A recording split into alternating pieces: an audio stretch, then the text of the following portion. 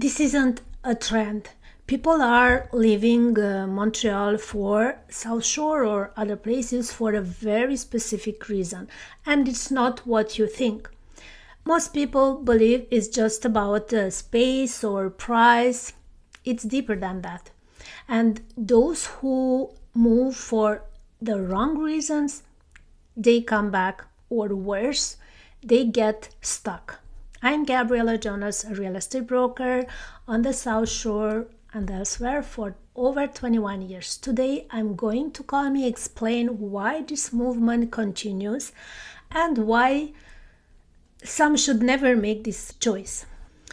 Everyone says it's so much cheaper on the South Shore. Really? Because when you calculate the real estate costs, the mandatory car, gas, maintaining the larger property, different school taxes, snow removal, the gap isn't always what you think. And people who are just looking for cheaper without understanding the lifestyle, they buy fast and they regret slowly. This isn't judgment, it's just what happens when you confuse savings with strategic decision. So why do so many people believe the South Shore is automatically better?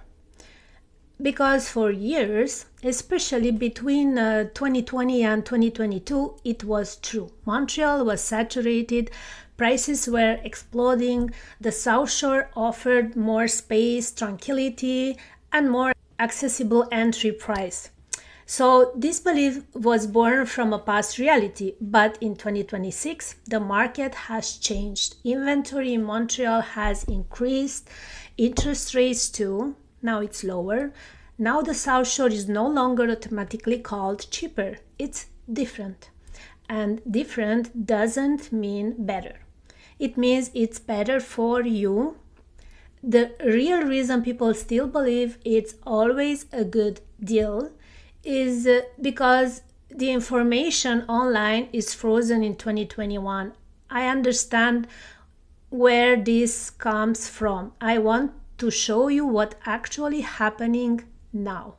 Here's what happens when someone moves to the South Shore without really understanding the lifestyle. I worked with a couple last year. They wanted to leave the plateau. 2 children, budget 650,000. On the plateau, impossible. On the South Shore, house with yard, 3 bedrooms, garage. Perfect, right? They buy in Saint-Constant. Beautiful property. 6 months later, they call me back. They want to sell. Why? They hadn't calculated the commute time. An hour and a half per day each. 3 hours combined. Plus car wear. Plus stress of children waking at 6:30. The real cost, it wasn't just financial. It was their quality of life. To resell now, they are going to lose at least 30,000 in transaction fees. Welcome tax already paid. Market adjustments. This isn't about regret, it's about poor planning. Another example, a client buys in Brossard near the REM. She tells herself easy transport, proximity to Montreal, guaranteed resale. 3 years later, she wants to sell. The neighborhood doesn't have the soul she was looking for. Too much construction, too much density, too much noise. She realizes everyone around her thinks the same thing. Many listings on the market, difficult resale, stagnant prices. It's not that Brossard is bad, it was the wrong choice for her. These mistakes cost tens of thousands of dollars and, above all, time and peace of mind.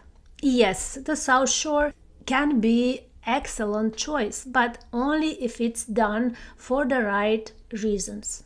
So, how do you know if the South Shore is the right choice for you? I'm going to give you a simple method, not to sell you anything, just so you can think calmly. First question, does your lifestyle align with the South Shore? If you work downtown Montreal 5 days a week, don't have a car and like to go out at night, the South Shore will create friction. However, if you work from home or on the South Shore or have flexible hours, that changes everything. Second question, what really matters to you? Space, tranquility, neighborhood, schools, yard for the kids, garage, or proximity to restaurants, cultural life, walking everywhere, metro 2 minutes away. Both lifestyles are valid, but they don't coexist. So you have to choose. Third question, what are you willing to sacrifice? Because there's no perfect property.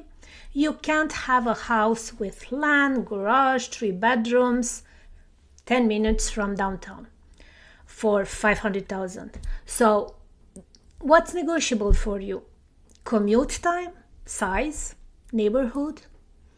If you don't know what you're willing to sacrifice, you'll search for a long time and risk making a compromise you didn't really understand.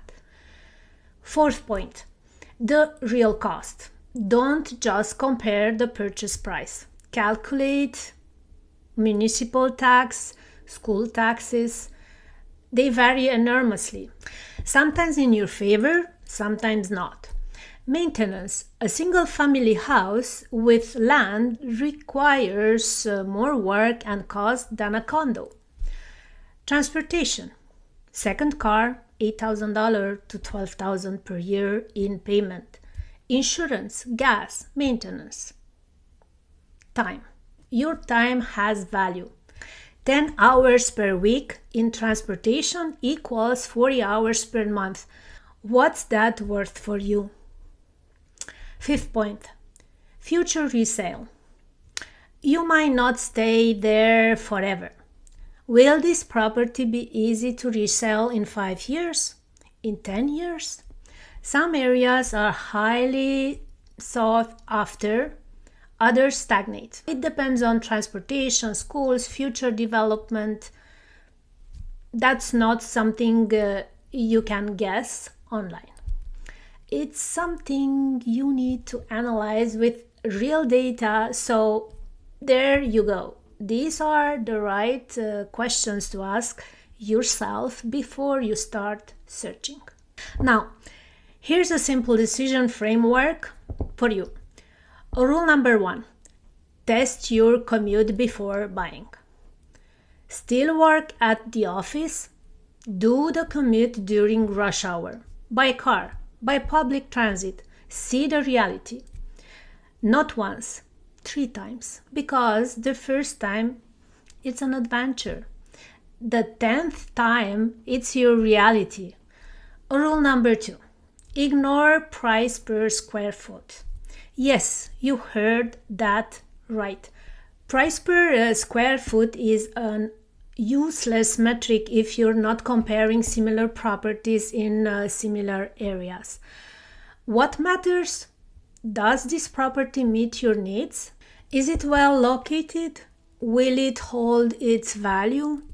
Rule number 3, visit the neighborhood on a weeknight, not just on a sunny Saturday. Go on a Tuesday evening at 7 p.m. See what it's really like. Is it lively, quiet, noisy, deserted? Because that's where you're going to live, not during open houses. Rule number 4, don't bet everything on the REM.